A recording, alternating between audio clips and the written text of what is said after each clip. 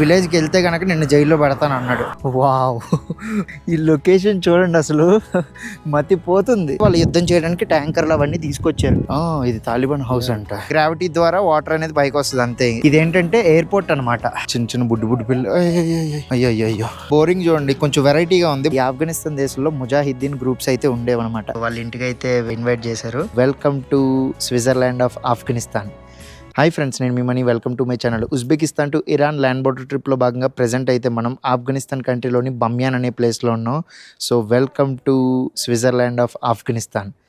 అసలు ఈ మాట ఎందుకన్నానంటే మీకు ఈ ప్లేస్ చూస్తే అర్థమైపోతుంది ఎంత బ్యూటిఫుల్ ప్లేస్ అంటే. అసలు చాలా అంటే చాలా బాగుంది. చూడొచ్చు, నేను స్టే చేస్తున్న హాస్టల్లో నైట్ అయితే ఫుల్ స్నోఫాల్ అయితే పడింది. మొత్తం ఇదంతా ఫ్రెష్ స్నో చూడొచ్చు. అదిగోండి ఫ్రెష్ స్నో. సో ఇది వింటర్ సీజన్ కాబట్టి స్నోఫాల్ అయితే ఎక్కువ ఉంటుంది ఇక్కడ.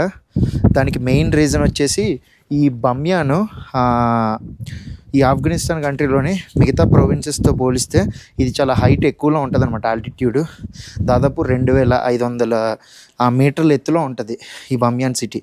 సో అందుకని చెప్పేసి ఇక్కడ చలి ఎక్కువ ఉంటుంది. చాలా అంటే చాలా చలిగా ఉంది ఇప్పుడు కూడా ప్రజెంట్. బట్ వీడియో అయితే చేయాలి కాబట్టి ట్రై చేస్తున్నా. మనకి ఇక్కడ మెయిన్గా ఒక పర్మిషన్ కూడా తీసుకోవాలి. ఈవెన్ నేను మీకు డిఫరెంట్ సిటీస్లో కూడా చెప్పాను కదా, ఇక్కడ పర్మిషన్ చాలా ఇంపార్టెంట్ అని. సో ఇక్కడ కూడా అంతే, పర్మిషన్ లేకపోతే ఇక్కడ తిరగడం అయితే కష్టం.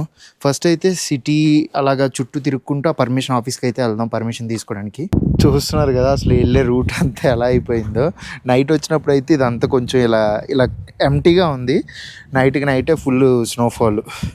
ఈవెన్ చాలా వరకు స్నో అయితే కొంచెం కరిగిపోయింది. లేదంటే ఈ రోడ్డు మొత్తం మనకి తెల్లగానే కనబడేది, తెల్ల రోడ్డు. నేను స్టే చేస్తున్న రూమ్ అయితే చూపించాను కదా, పర్ డేకి నాకైతే 1400 రూపాయలు అయితే పడింది. నూర్బంద్ కళ అని చెప్పేసి ఈ హోటల్ నేమ్. ఇదిగోండి, బాగుంది. సెక్యూర్డ్గా రూమ్స్ కూడా చాలా నీట్గా అంత బాగా మెయింటైన్ చేస్తున్నారు. ఇప్పుడు మనం ఇక్కడ నుంచి ఒక 1.8 కిలోమీటర్స్ అయితే నడుచుకొని వెళ్ళాలి ఆ పర్మిషన్ ఆఫీస్కి. పర్మిషన్ ఆఫీస్ పేరు వచ్చేసి ఆఫ్ఘన్ టూర్స్. యాక్చువల్గా ఇది మనం కాబుల్లో కానీ లేదంటే మజార్ షరీఫ్లో పర్మిషన్ తీసుకున్నప్పుడు ఒకేసారి అన్ని ప్రొవిన్సులకి తీసేసుకోవచ్చు. కాకపోతే నేనేంటంటే ఏ ప్రొవిన్సెస్కి వెళ్తానో తెలియదు కాబట్టి తీసుకోలేదు ముందుగా. సో అక్కడికి వెళ్ళాక తీసుకోవచ్చులే అని చెప్పేసి అనుకున్నా. దానివల్ల చాలా వరకు టైం అయితే వేస్ట్ అవుతుంది. ఈవెన్ ఈరోజు ఫ్రైడే, సో ఆఫీస్ ఉంటుందో లేదో కూడా తెలీదు. ఇక్కడ ఒక ప్లే గ్రౌండ్ అయితే ఉంది. అసలు పిల్లలందరూ ఆడుకుంటున్నారు. లోపలికి వెళ్ళి చూద్దాం. ఫుల్ స్నో అయితే ఉంది లోపలంతా. వావ్,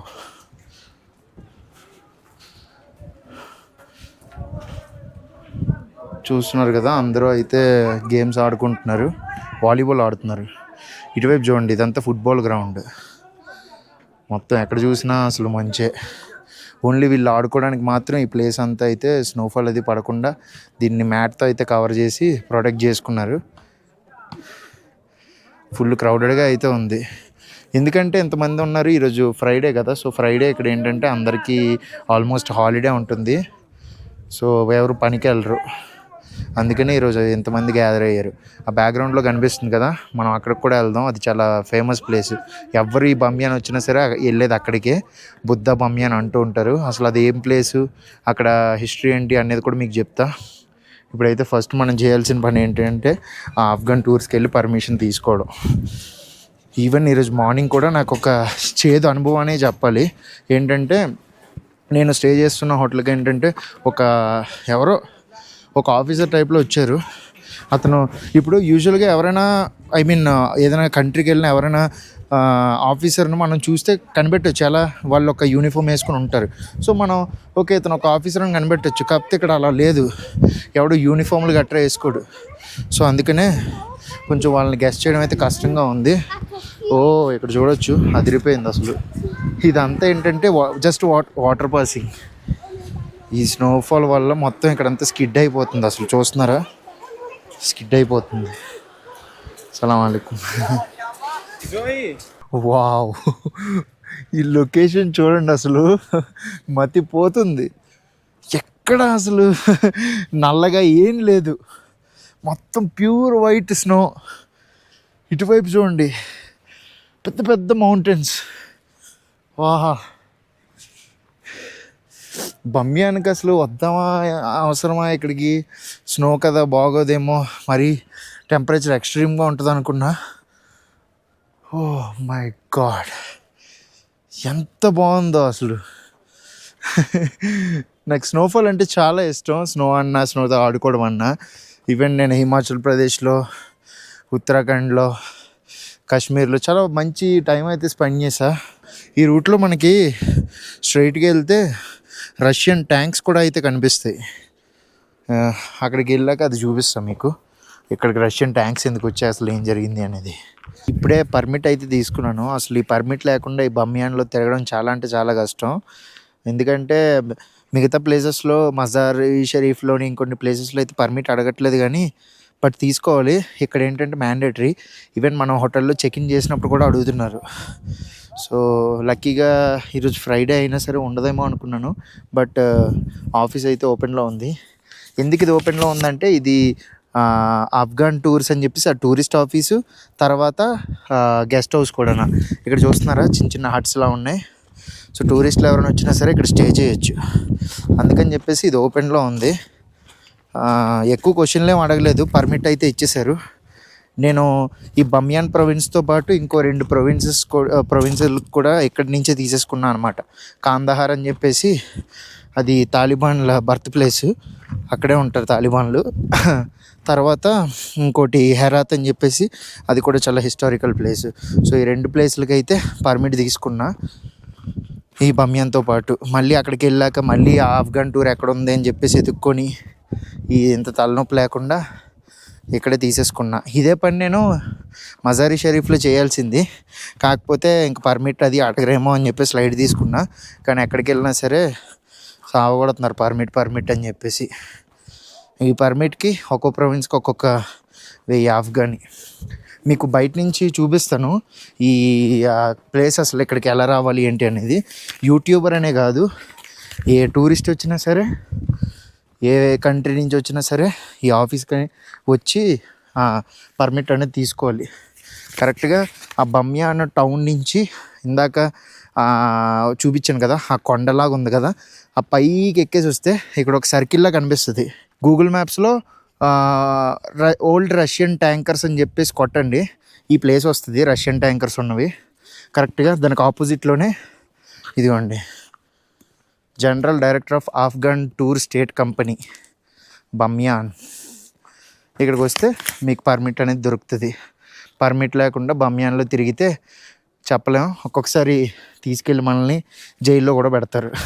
సో పర్మిట్ అనేది తీసుకోవాలి. 3 ప్రొవిన్సులకి 3000 ఆఫ్ఘనీ అయితే పే చేశాను.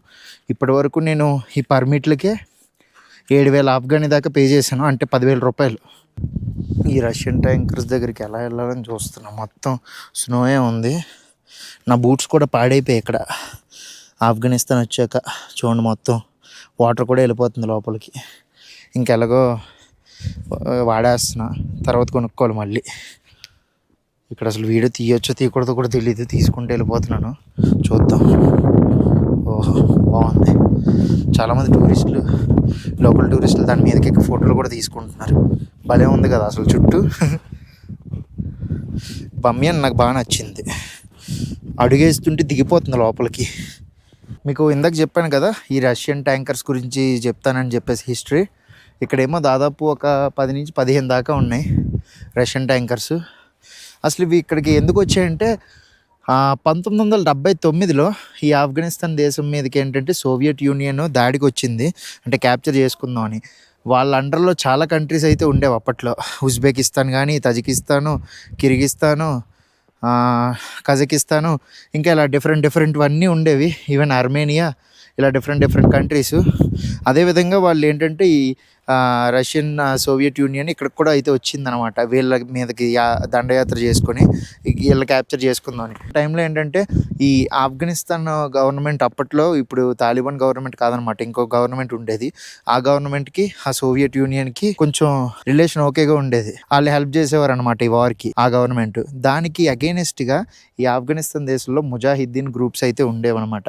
సో ఆ ముజాహిద్దీన్ గ్రూప్కి తర్వాత ఈ Afghan government plus Soviet union వీళ్ళకి మధ్య అయితే యుద్ధం కొనసాగింది దాదాపు 10 సంవత్సరాలు. సో ఆ 10 సంవత్సరాల యుద్ధం అయినప్పుడు ఏంటంటే వాళ్ళు ఈ బమ్యాన్ ఏంటంటే 2500 అడుగుల 2500 మీటర్ల ఎత్తులో ఉంటుంది కాబట్టి సో దీన్ని కూడా క్యాప్చర్ చేసుకుందాం ప్రయత్నించారు.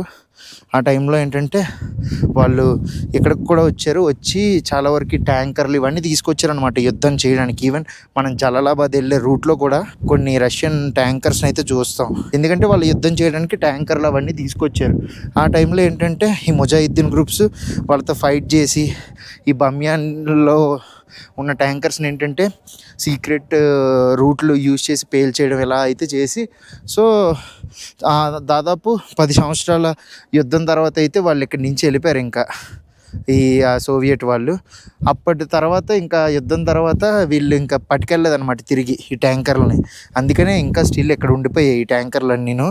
చూడొచ్చు ఇక్కడ అక్కడొకటి ఇక్కడ ఒక 2 ఈ ఏరియా అంతా ఓల్డ్ రష్యన్ ట్యాంకర్స్ అయితే ఉన్నాయి. సో అందుకని చెప్పేసి ఇక్కడ మనం రష్యన్ ట్యాంకర్స్ అయితే చూడొచ్చు.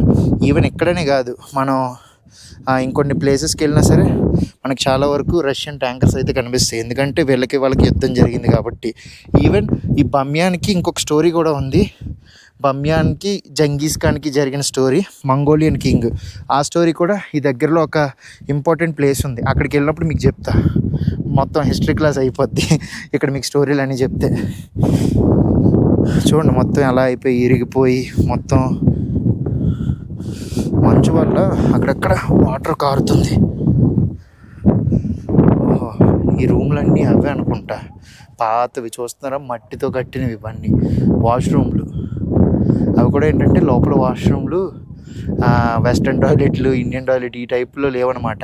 ఓన్లీ ఒక గుంతలా తవ్వేసి ఉంది, ఇలాగే యూజ్ చేసేవారు. డోర్ కూడా లేదు దీనికి, వీటికైతే డోర్లు ఉన్నాయి. ఇక్కడ నుంచి వ్యూ చూడండి అసలు దీన్ని స్విట్జర్లాండ్ ఆఫ్ ఆఫ్ఘనిస్తాన్ అండర్లో తప్పే లేదు అసలు. మొత్తం వైట్ అదిరిపోయింది అసలు చూడడానికి. -7 degrees ప్రజెంట్. చూస్తుంటే అంత ఆనందంగా ఉందో. మెయిన్లీ ఆ స్ట్రైట్గా ఉన్న వైట్ మౌంటైన్స్ అయితే అసలు ఆ సన్లైట్ పడి ఎలా షైన్ అవుతున్నాయో అద్భుతంగా ఉంది. రైట్ నౌ ఒక విలేజ్కి అయితే వచ్చాను ఈ బమ్యాన్ లోపల. సో ఈ బమ్యాన్ హిల్ స్టేషన్ కదా, ఇక్కడ చిన్న విలేజెస్ కూడా చాలా వరకు ఉన్నాయి. కాకపోతే చాలామంది వీడియో తీయడానికి అయితే ఒప్పుకోవట్లేదు, రిస్క్ చేసి తీస్తున్నా. ఎందుకంటే ఈరోజు నేను స్టే చేస్తున్న హోటల్కి ఒక ఆఫీసర్ అయితే వచ్చాడు, సీక్రెట్ ఏజెంట్ అంట అతను. అది ముందు చెప్పలేదు, ముందు ఏవో క్వశ్చన్లు అడిగాడు, నేను చెప్పా. తర్వాత ఎక్కడెక్కడికి వెళ్తావు అంటే ఇలాగ ఇక్కడ బుద్ధుడిది ఉంది కదా అది, నార్మల్గా సిటీ తిరుగుతా అంటే, ఇంకా కుదిరితే విలేజ్ లైఫ్ ఎక్స్ప్లోర్ చేస్తా అంటే, నువ్వు ఏ విలేజ్కి వెళ్ళడానికి వీలు లేదు, ఓన్లీ హిస్టారికల్ ప్లేస్లు మాత్రమే నువ్వు విజిట్ చేయాలి అని ఏవో రూల్స్ పెట్టాడు. అయినా సరే పెద్ద పట్టించుకోలేదు నేను.